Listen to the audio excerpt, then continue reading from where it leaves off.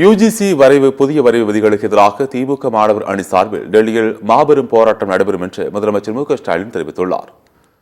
சென்னை பல்லாவரத்தில் திமுக சார்பில் மொழிப்போர் தியாகிகள் வீரவணக்க நாள் பொதுக்கூட்டம் நடைபெற்றது.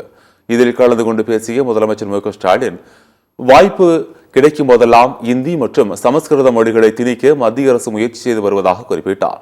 இந்தியை அல்ல, எத்தனை மொழிகளை திணித்தாலும் தமிழ் அழிந்து விடாது. அன்னை தமிழ் மொழியை அழிக்க இந்தி திணிக்கப்படுகிறது. எத்தனை மொழிகளை திணித்தாலும் தமிழ் அழியாது என்று முதலமைச்சர் தெரிவித்தார். மொழிப்போர் இன்னும் முடியவில்லை, இன்றும் தொடர்ந்து கொண்டுதான் இருக்கிறது. புதிய கல்விக் கொள்கை மூலம் மீண்டும் மும்மொழிக் கொள்கையை திணிக்க மத்திய அரசு முயற்சித்து வருவதாக அவர் கூறினார். யுஜிசி புதிய வரைவு விதிகளுக்கு எதிராக திமுக மாணவரணி சார்பில் டெல்லியில் நாடாளுமன்ற உறுப்பினர்களுடன் இணைந்து மாபெரும் போராட்டம் நடைபெறும் என்றும் முதலமைச்சர் மு க ஸ்டாலின் தெரிவித்தார். இந்தி மொழிய எல்லா இடத்திலையும் ஆதிக்க மனப்பான்மையோடு திணிக்கிறாங்க. எப்படி சொல்றேன்னா, ஒன்றிய அரசு பணிகளுக்கு இந்தி தெரியும்னு சொல்றது. நம்ம நாடாளுமன்ற உறுப்பினர் அனுப்பக்கூடிய கடிதங்களுக்கெல்லாம் இந்தியில பதில் அனுப்பப்படுகிறது. அலுவல் மொழிக்கான நாடாளுமன்ற குழு அறிக்கையில ஐஐடி ஐஏஎம்ல பயிற்று மொழியா இந்தி இருக்க வேண்டும் பரிந்துரைக்குது. ஆக மொழி போர் இன்னமும் தொடர்ந்துட்டு தான் இருக்கு.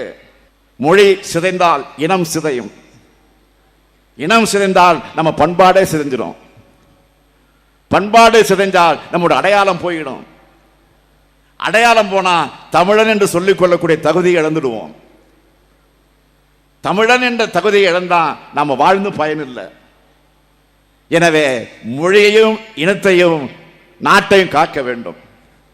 அன்னைக்கு மாணவர்களும் இளைஞர்களும் இணைந்து தமிழை காத்தாங்க. இன்னைக்கு அந்த மொழிப்போர் தியாகிகளுக்கு வீர வணக்கம் செலுத்துகிற இந்த மேடையிலிருந்து ஒரு முக்கியமான அறிவிப்பை நான் வெளியிட விரும்புகிறேன். இன்னைக்கு நம்ம பல்கலைக்கழகங்களை மாநில அரசு கிட்ட இருந்து பறிக்கக்கூடிய ஆபத்தை முறியடிக்க நம்ம கழகத்தின் மாணவரணியின் சார்பில் தலைநகர் டெல்லியில நாடாளுமன்ற உறுப்பினரோடு சேர்ந்து மாபெரும் போராட்டம் நடைபெறும்.